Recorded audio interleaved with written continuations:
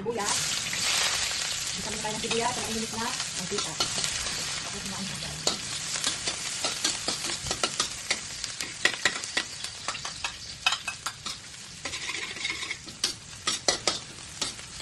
Sunod mo yung bawang. Pag nagamoy ng sibuyas, sunod bawang. Pag nangamoy na ulit yung bawang sibuyas, sunod mo na itong kamatis. Yan. Naka-ere tayo ng kamatis. Tapos sunod mo yung sili. Pwede mo yung kamatis. Yan, bukadin mo yan. Kamatis, pwede na pagdurog mo sa'yo. Sarap. Yung sili, hindi masyadong maanghang yan. Hindi naman sa manghang talaga. Yung pang sigang manghang nilagay ko. Pwede nang maglagay dyan na yung red, anong maanghang. Itong recipe natin is, ginataang dry beans na maliliit. Yung bacon, ang tawag namin dito is linatik. Ito yung nangyayari ng tawagan. Linatik yan, linatik. Tapos, pagkatapos na, asin. Tapos, paminta.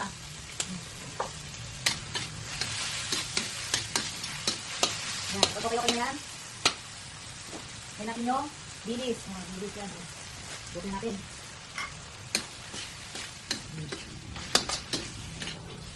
Tapos, sunod natin. Ito, gata yan, gata. Ito yung gata.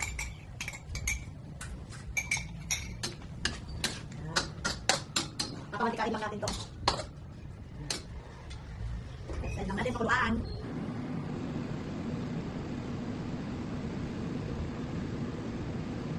Lagyan natin ng seasoning. Kulo-kulo na seasoning. Kakalabasin lang natin yung mantika ng gata.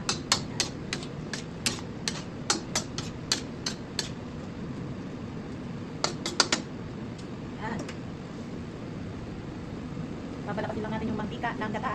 Tapos, titikman, tapos ready to serve na yan. Yan o. Alabas-labas na o.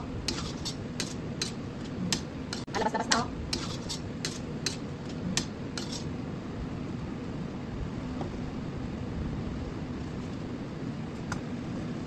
Alabas-labas na siya. Yan o. Wabe.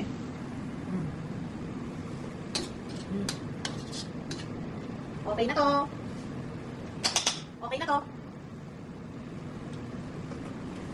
Then, ganyan lang kasimple magluto. Ang bilis lang niya magluto. Yan.